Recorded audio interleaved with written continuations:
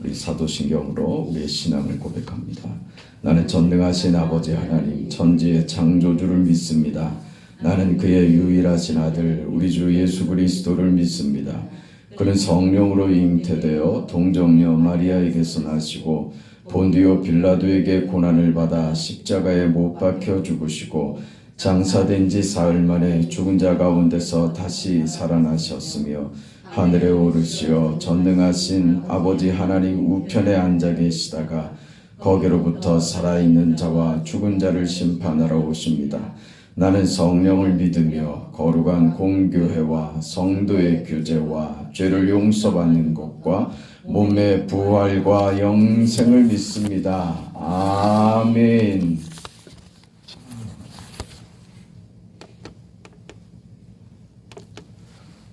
갈보리 산 위에 찬송가 150장입니다. 앞에 보시면서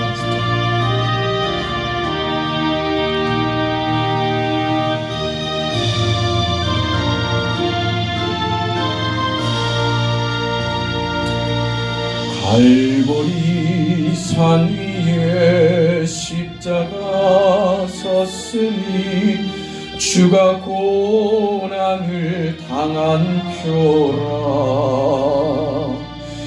험한 십자가를 내가 사랑함은 주가 보혈을 흘림이라. 죄의 승리를 얻기까지 주의 십자가 사랑하리. 빛난 멸류관 받기까지 험한 십자가 붙들겠네. 멸시 천대 받은 주의 십자가에 나의 마음이 끌리도다. 귀한 어린 양이 세상 죄를 지고 험한 십자가 지셨도다. 죄의 승리를 얻기까지 주의 십자가 사랑하리. 빛난 멸류관 받기까지 험한 십자가 붙들겠네. 험한 십자가에 주가 흘린 피를 믿는 마음으로 바라보니 나를 용서하고 내 죄 사시려 주가 흘리신 보혈이라. 죄의 승리를 얻기까지 주의 십자가 사랑하리. 멸류관 받기까지 험한 십자가 붙들겠네. 주님 예비하신 나의 본향집에 나를 부르실 그날에는 영광 중에 계신 내가 죽도록 충성하리. 죄의 승리를 얻기까지 주의 십자가 사랑하리.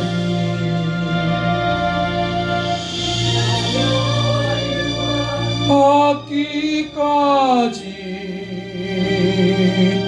험한 십자가 붙들겠네.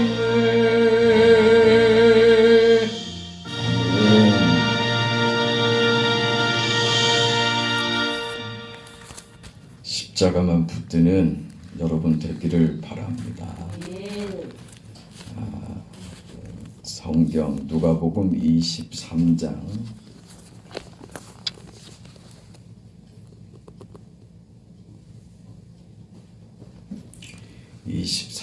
1절에서 12절까지 말씀을 함께 보겠습니다. 누가복음 23장 1절에서 12절까지 말씀, 신약성경 137페이지. 네, 우리 다 함께 읽습니다. 무리가 다 일어나 예수를 빌라도에게 끌고 가서 고발하여 이르되, 우리가 이 사람을 보매 우리 백성을 미혹하고 가이사에게 세금 바치는 것을 금하며 자칭 왕 그리스도라 하더이다 하니, 빌라도가 예수께 물어 이르되, 네가 유대인의 왕이냐? 대답하여 이르되, 네 말이 옳도다. 빌라도가 대제사장들과 무리에게 이르되, 내가 보니 이 사람에게 죄가 없도다 하니, 무리가 더욱 강하게 말하되, 그가 온 유대에서 가르치고 갈릴리에서부터 시작하여 여기까지 와서 백성을 소동하게 하나이다. 빌라도가 듣고 그가 갈릴리 사람이냐 물어 헤롯의 관할에 속한 줄을 알고 헤롯에게 보내니, 그때 헤롯이 예루살렘에 있더라. 헤롯이 예수를 보고 매우 기뻐하니, 이는 그의 소문을 들었으므로 보고자 한지 오래였고, 또한 무엇이나 이적 행하심을 볼까 바랐던 연고로라. 여러 말로 물으나 아무 말도 대답하지 아니하시니, 대제사장들과 서기관들이 서서 힘써 고발하더라. 헤롯이 그 군인들과 함께 예수를 업신여기며 희롱하고 빛난 옷을 입혀 빌라도에게 도로 보내니, 헤롯과 빌라도가 전에는 원수였으나 단일에 서로 친구가 되니라. 아멘.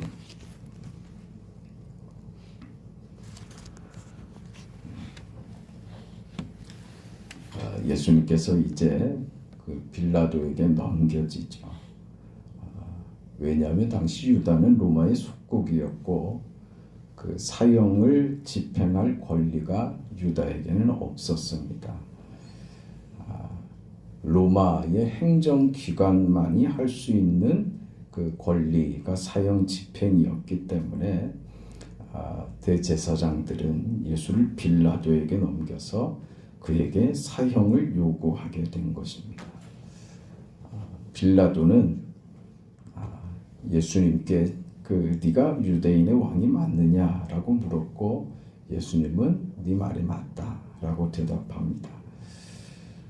빌라도는 예수님에게 죄가 없다고 판단을 했고, 죄가 없으니 풀어주겠다고 합니다. 그러자 대제사장들과 함께한 무리들이 예수를 죽여야 한다고 강변하죠. 그때 빌라도는 예수님이 갈릴리 사람이라는 말을 듣고 이 문제의 책임을 면하기 위해서 헤롯 왕에게 예수님을 보냅니다. 예수님이 태어날 때 있었던 그 헤롯 왕은 헤롯 대왕이라고 부르는 지금의 그 통치하는 헤롯의 아버지가 되고, 지금은 그 헤롯 대왕의 아들인 헤롯이 그 갈릴리를 통치하는 유다의 왕이 되어 있는 것이죠. 당시 유다의 왕은 그 로마에 의해서 그 통치권을 허락을 받았지만, 헤롯 대왕 때보다 지금 그 아들 헤롯 때는 그 통치하는 영역이 굉장히 줄어들어서 아주 작은 한 도시 정도를 관할하는 그런 그 정도의 통치권을 지금 행사하고 있는 중이었습니다. 그래서 이 헤롯과 이 빌라도는 사실은 그 굉장히 불편한 관계였습니다. 빌라도는 로마의 총독이었고, 그래서 이 유대에 어떤 소요가 일어나거나 정치적으로 불안한 것은 자신의 입지에 굉장히 불안한 요소가 됩니다. 그래서 어찌됐든 소요가 일어나지 않기를 희망했고, 그렇게 조심스럽게 통치를 이어가고 있었죠. 그랬던 이유는 빌라도가 가지고 있었던 어떤 병력이라는 것이 대단치가 않아서 겨우 총독을 보호하고 할 정도의 수준이었고, 유다의 백성들을 무력으로 다스릴 만한 그런 군사력이 전혀 없었습니다. 그러나 유대인들은 하나님을 모르는 이방 민족인 로마의 속국이 되었다라고 하는 것 자체가 저들에게 굉장한 모욕이었고, 그래서 어찌됐든 로마로부터 해방되는 것이 저들에게 굉장한 의미 있는 그런 일이 됩니다. 그래서 유대인들 안에서 이런 소요가 자주 일어났고 굉장히 거칠게들 반항을 했고, 그래서 로마의 속국 중 어느 나라보다 굉장히 관리하기가 까다롭고 어려운 민족이 이 유대였는데, 그러니 헤롯 왕과 빌라도는 사이가 불편할 수밖에 없었죠. 굉장히 다양한 문제로 서로 부딪히고 그랬던 것인데, 이런 적지 않은 견해 차이가 있었고 감정으로도 서로 상당히 좋지 않았는데, 오늘 예수님을 죽이는 일에는 서로가 아주 친구가 돼버립니다. 공동의 목적이 생겼다 이거죠. 예수를 죽이는 겁니다. 세상은 서로 싸우다가도 교회를 공격하는, 하나님을 공격하는 일에는 서로 손을 잡습니다. 그걸 우리는 이 역사상에서도 그렇고 지금 이 시대에서도 그렇고 아주 흔하게 자주 보고 있는 그런 모습들이죠. 빌라도와 헤롯은 지금 예수님을 앞에 세우고 아주 무례하기 그지없게 자신들이 가진 권력으로 감히 하나님을 조롱합니다. 특히 헤롯이 예수님을 조롱하는 모습을 우리는 오늘 본문에서 봤듯이 11절에 우리가 봤듯이 헤롯이 군인들과 함께 예수를 업신여기며 희롱하고 빛난 옷을 입혀 빌라도에게 도로 보냈다 그랬죠. 22장 후반절에 가보면 63절부터 내용을 보면요, 예수님께서 어떤 고난과 멸시를 받으셨는가 하는 내용들이 나오는데, 63절부터 65절까지 내용을 63절부터 같이 한번 읽어볼까요? 지키는 사람들이 예수를 희롱하고 때리며 그의 눈을 가리고 물어 이르되 선지자 노릇하라, 너를 친 자가 누구냐 하고 이 외에도 많은 말로 욕하더라. 나리샘의 백성의 장로들 곧 대제사장들과 서기관들이 모여서 예수를 공회로 끌어들였다. 네.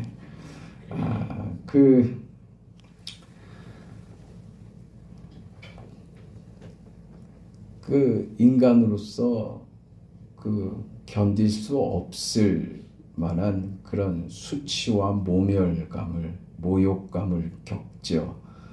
하나님이 인간이 되셔서 우리 인간들도 참아내기 어려운 수치를 겪으십니다. 그 수치를 겪으시는데 예수님의 반응은요, 침묵하세요. 오늘 이걸 보려고 그래요. 왜 침묵하시는 거예요? 예수님의 침묵의 의미가 뭘까? 왜 침묵하시는가?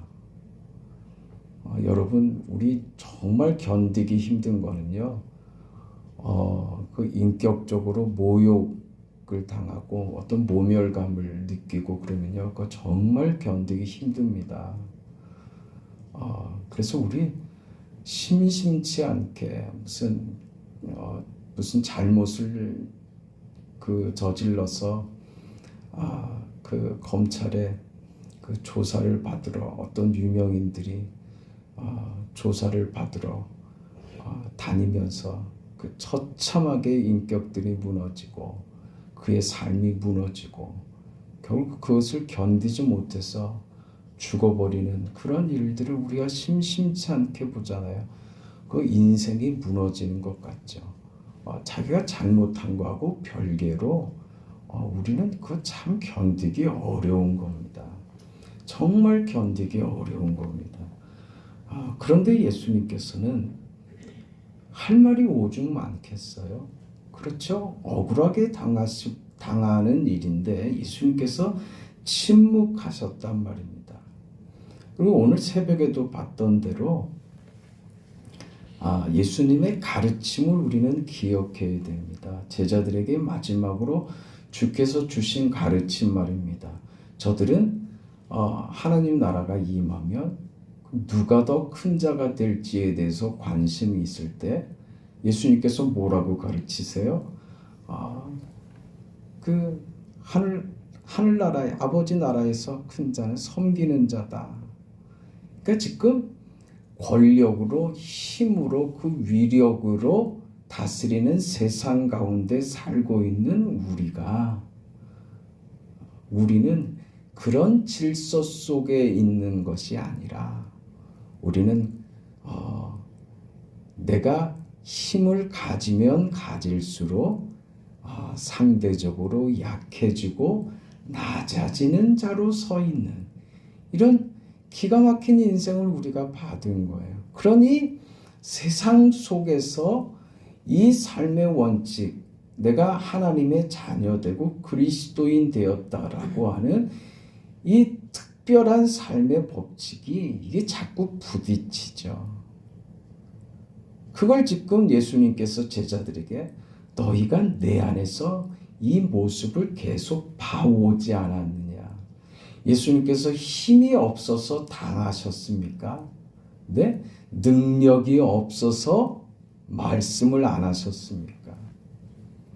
그냥 다 당해주시고 받아주시고 지금은 죽는 자리까지 예수님께서 가신다 이거죠.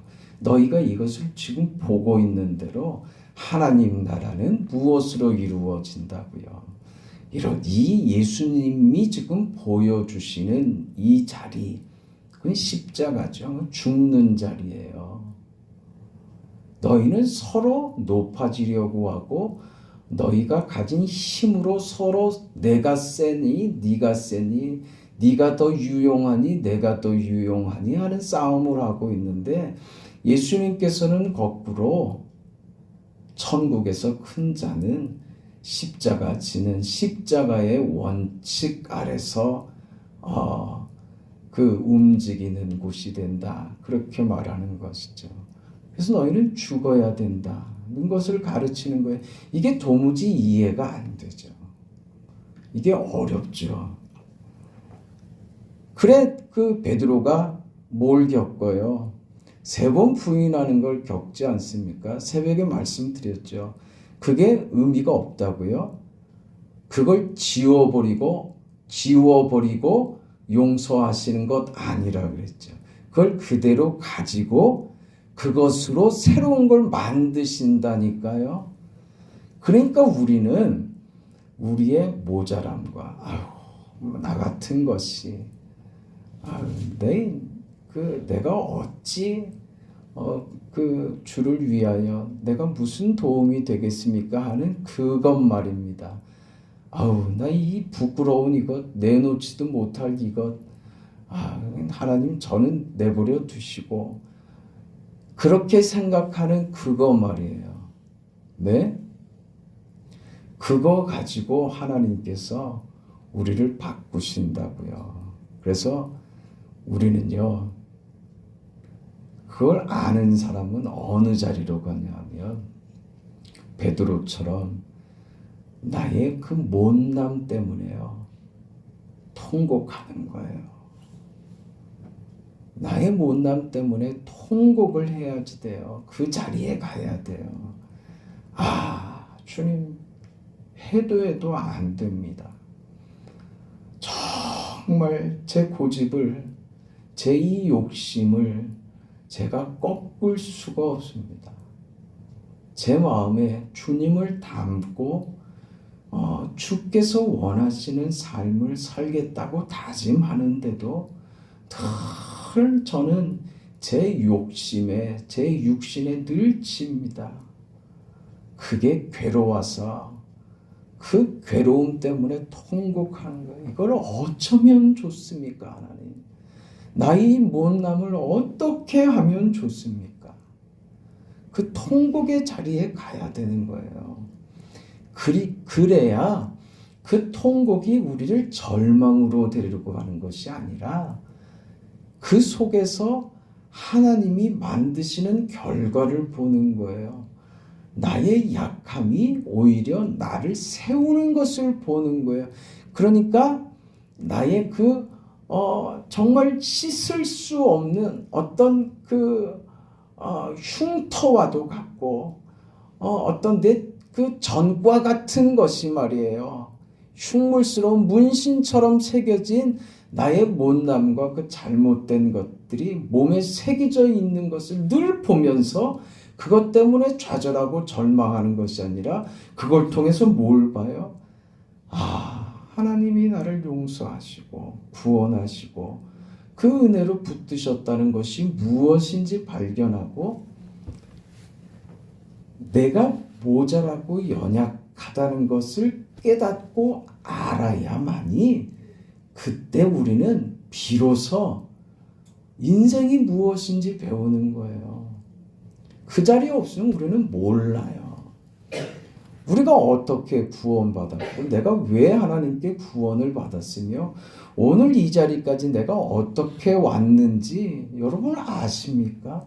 앞으로 어떻게 살아가야 될지 여러분 아세요? 네?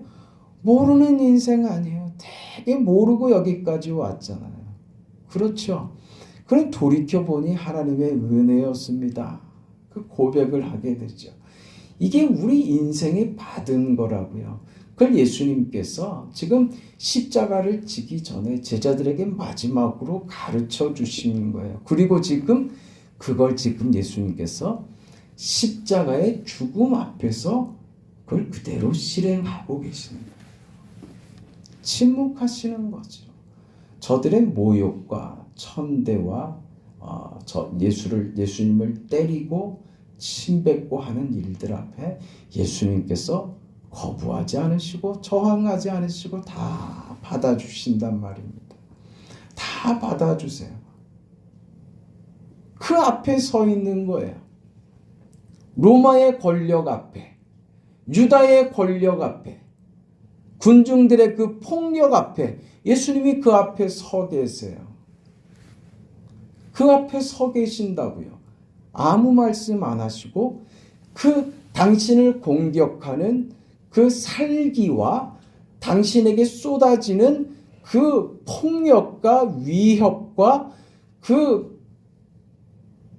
모멸감 앞에 예수님께서 아무 말씀 없으시고 어떤 죄인의 모습으로가 아니라 그걸 당할 만한 죄인의 모습으로가 아니라 하나님으로서 인자가 되어서 인간이 되어서 그걸 다 받아내시는 그 자리에 서 계시더라 이 말이에요. 이게 뭘까요? 이게 뭘까요? 이건요. 하나님이 죄인들 앞에 서시는 하나님 임재를 상징하는 거예요. 하나님께서 당신을 죽이려고 드는 이 세상 앞에 너희가 나를 죽이려고 하느냐? 나를 죽이려고 하는 이 죄악의 세상, 어둠의 세상 앞에 내가 이렇게 너희 앞에 너희가 죽이려고 하는 그 죽임과 너희의 공포와 너희의 힘을 내가 다 받아내려고 이 자리에 서 있다 이러는 거예요. 그 앞에 서 있으면 우리는 할 말 많지 않아요. 그렇죠? 왜 말이 없겠어요? 할 말 많죠. 너희들 내가 누군 줄 아느냐? 너희들이 지금 무슨 짓 하고 있는 줄 아느냐? 왜 말이 없겠어요?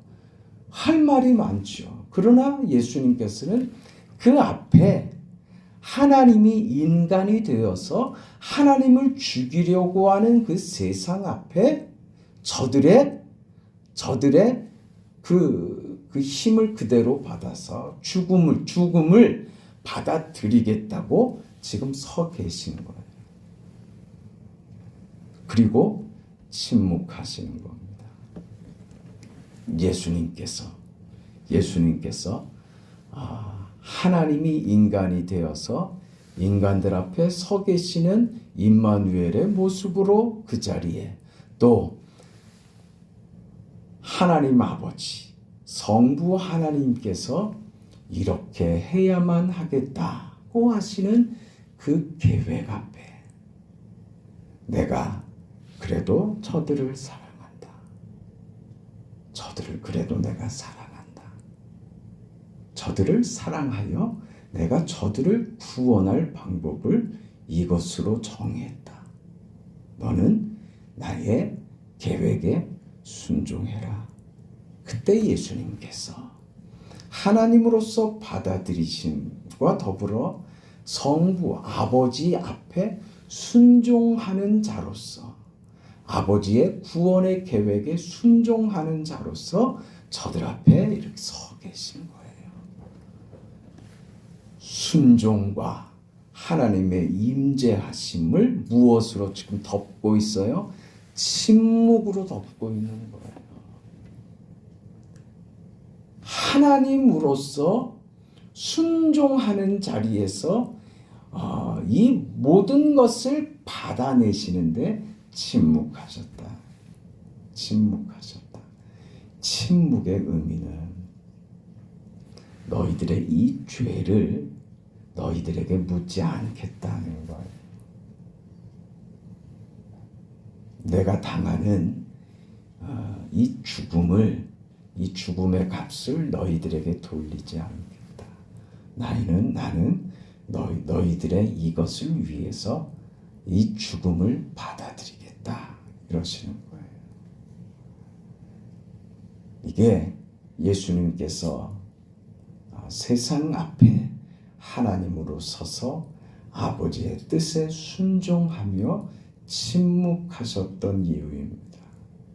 그렇게 우리를 구원하신 거예요. 그럼 우리가 깨달아야 될 것이 무엇이냐? 하나님께서 우리를 사랑하셔서 우리를 구원하시는데 이런 방법으로 예수께서 인간들의 죄를 저들에게 묻지 않고 그 죄를 다 본인이 다 가지고 가셔서 본인이 대신 죽는 걸로 십자가의 죽음으로 내가 너를 사랑하여 너에게 이룬 이 구원이 그렇게 이루어졌다. 그 말씀을 하시는 거예요. 내가 너를 이렇게 구원했다. 이 말씀이죠. 우리는 이렇게 구원을 받았습니다.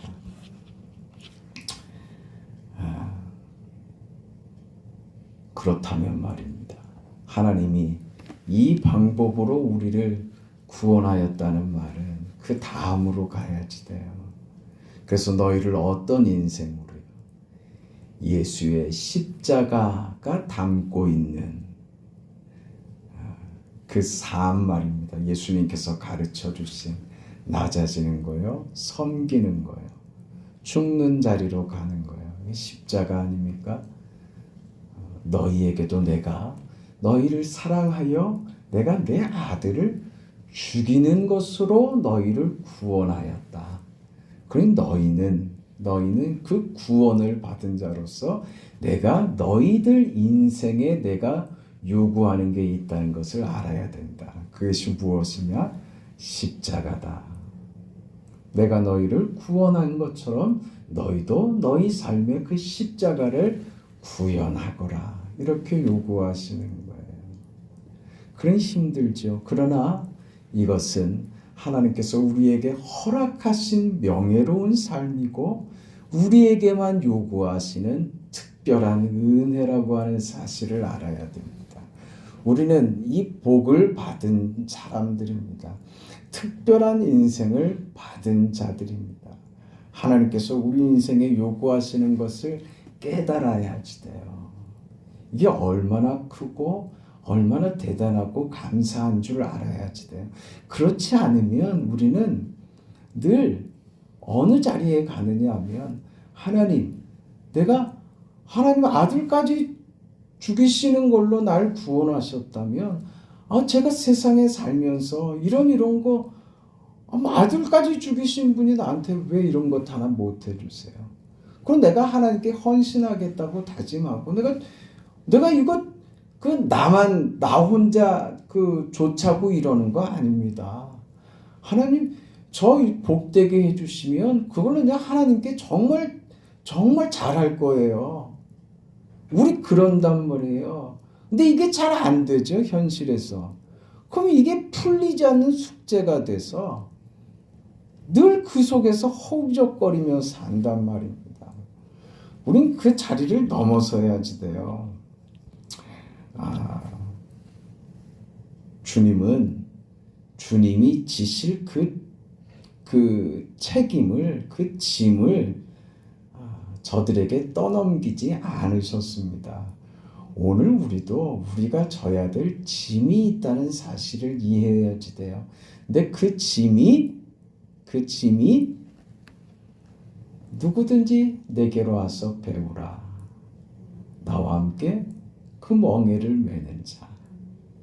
그 짐은 쉽고 편하다고요. 네? 그게 우리는 뭘 그렇게 엄살을 부리고, 네? 지금 얼마나 좋은 세상을 우리가 삽니까? 그 믿음 하나 지키는 거 어려워서 그래 겨우 최소한 하는 것 가지고 그것 가지고 힘들다고 그러면 안 되죠. 네? 이겨내야 됩니다. 사도 바울은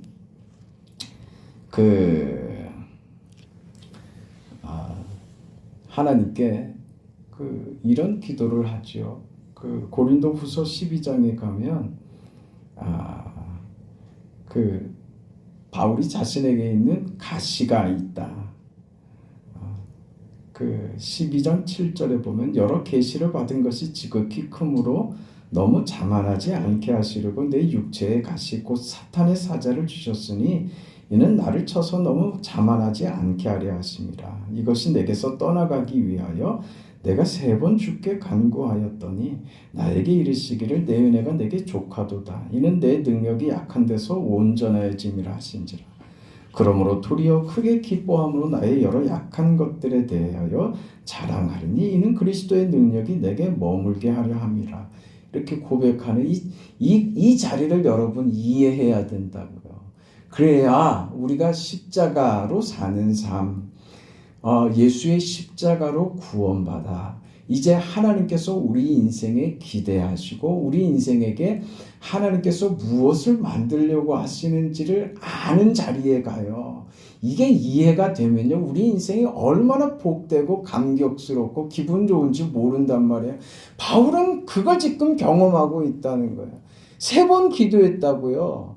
그건 사실 자기 욕심 때문 아니었어요.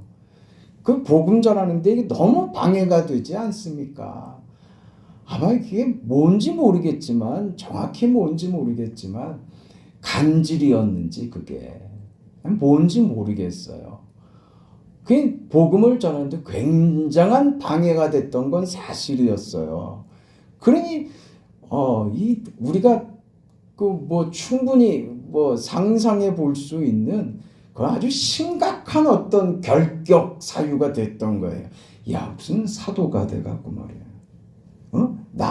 다른 사람은 뭐 기도해서 병도 고치고 그러는 사람이 지는 뭐 왜 저래? 이게 사도된 바울에게 있어서 얼마나 괴로운 문제였겠어요. 그래서 3번이나 하나님께 기도했다고 하잖아요.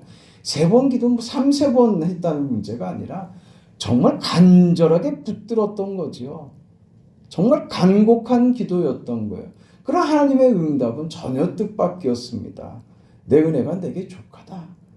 세상에 이런 응답이 어디 있습니까? 하나님 어떻게 이런 응답을 하십니까? 우리는 반응이 그렇죠. 아니 내가 뭘 나조차고 구한 것 아니고 복음을 위해서 구했는데 하나님 어떻게 이런 응답을 주십니까? 이게 우리의 기본적인 그 반응들인데 사도 바울이요 이 응답을 받고 어떻게 했다고요? 그러므로 도리어 크게 기뻐함으로 이렇게 나갔단 말입니다. 이게 자신에게 큰 기쁨이 됐다고요. 이거 바울은 알아차린 거죠. 하나님께서 그 인생에 개입하셔서 바울로 하여금 바울의 약함으로 무엇을 이룰지 바울은 그것을 깨달은 거예요. 그러니 이것도 내게 큰 유익이 되는구나 하는 것을 깨달은 거예요. 여러분이 겪고 있는 어떤 어려움이나 불편함이나 여러분 삶에 겪었던 어떤 사건들도요, 나를 망하게 하는 걸로 가지 않는다는 거예요. 네? 그것으로 우리를 망하게 하지 못해요. 그걸로 우리는 주저앉지 않아요. 하나님께서 그것으로 우리에게 절대 기대할 수 없는, 우리한테는, 나 같은 사람한테는 절대 나올 수 없는 기적 같은 일을 만들어내는 것이 하나님의 일이에요. 하나님께서 우리 인생을 통해서 우리로부터 나올 수 없는 것을 만드신다니까요. 무엇을 통해서? 우리 약함을 통해서 그러신다는 거죠. 그러니 베드로의 3번 부인도 그것이 베드로를 그의 사도됨에 단단하게 만드는 결정적인 요소가 될 수 있었던 거예요. 다윗이 그 우리아의 아내 밧세바를 범한 일로 그가 너무너무 괴로워하고 고통스러워했던 그 인생의 그 쓰디쓴 그 경험이 다윗을 다윗 되도록 만든 거예요. 그 사건 이전의 다윗보다 그 사건 이후의 다윗이 다윗답다고요. 뭘 아는 거예요? 나를 아는 거예요. 나를.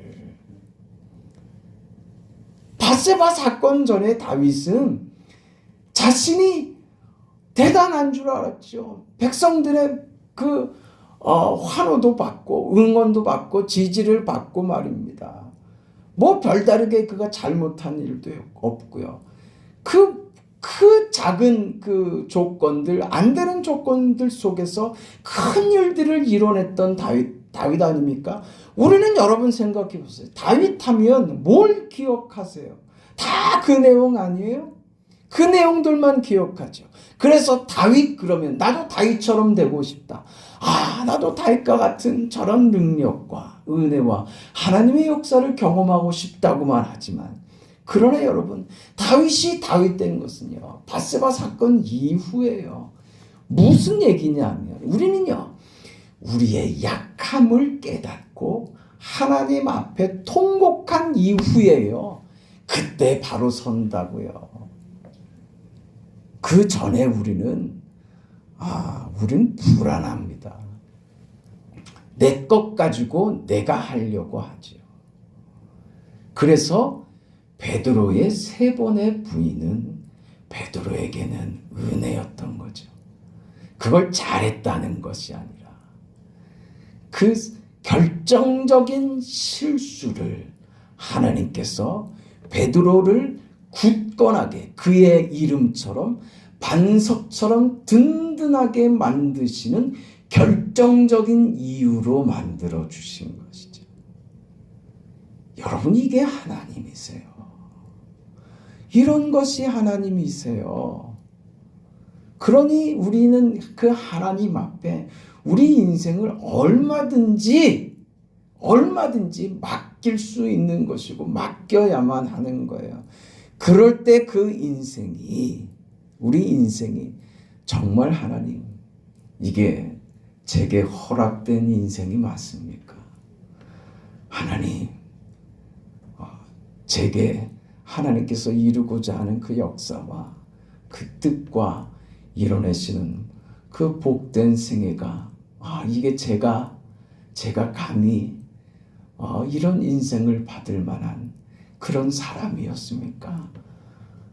그 하나님 앞에서 감사할 수 있는 그 경험들을 여러분 인생에서 꼭 하시기를 바랍니다. 왜 없어요? 그렇게 안 사니까 그렇지. 그 말씀이 우리는 정말 뼈를 때리는 아픈 말씀입니다. 그러나 인자가 올 때 믿음을 보겠느냐? 정말이요, 우리는 믿음이 없습니다. 믿음이 없어. 이게 문제라는 것도 몰라요. 적당히 살죠. 여러분, 요한계시록에 나오는 라오디게아 교회가 왜 그렇게 그 꾸중을 들었는 줄 아십니까? 차든지 덥든지 알아요. 이것도 아니고 저것도 아닌 거예요. 차든지 덥든지 해야 돼요. 차가운 것은 공의죠. 뜨거운 것은 사랑이죠. 네? 차가울 땐 차가워야 되고 뜨거울 땐 뜨거워야 하는 거예요. 우리는 그 둘밖에 없어요. 네? 그걸 얘기하는 거예요. 너희는 차갑든지 뜨겁든지 너희 인생은, 하나님의 자녀된 그리스도의 인생은 이 두 가지밖에 없는 거야. 네가 아무리 어떤 냉정한 사고가 요구되는 하나님의 공의 앞에 섰을 때라도 너는 사랑의 뜨거움을 유지하고 있어야 하며, 아무리 사랑의 뜨거운 감정으로 충만해 있을 때라도 하나님의 공의의 이 차가움도 잊으면 안 돼. 이게 성경이에요. 하나님이 우리를 대하시는 하나님의 방식이시죠. 근데 우리는요, 그걸 섞어버린단 말입니다. 섞어서 이것도 저것도 아닌 것이 돼버리고 말이지. 발을 이쪽에도 걸치고 저쪽에도 걸치는 거죠. 왜요? 그게 편하니까 그런 거예요. 편하니까. 그게 나한테 유익하다고 생각하기 때문에 그래요. 그게 나한테 도움이 된다고 생각하고 그게 나한테 유익하다고 생각하니까 그렇죠. 그게 하나님 앞에서 혼이 날 생각이란 말이에요. 그런 거 없어요. 중간에 있어서 얻을 거는 아무것도 없습니다. 그러니 결실하지 못하는 거예요. 무슨 결과가 있어야죠. 이쪽 편에 있든지 이쪽 편에 있든지 해야지. 중간에 있어서는 우리는 결실할 게 없는 인생이 되는 거예요. 부끄러운 인생이죠. 오늘 우리는 예수님께서 보이신 이 세상의 권력 앞에, 당신을 죽이려고 하는 이 군중들의 이 공포 앞에 예수님께서 저들 앞에 서서 다 받아내셨습니다. 그리고 그것을 침묵으로 덮으셨습니다.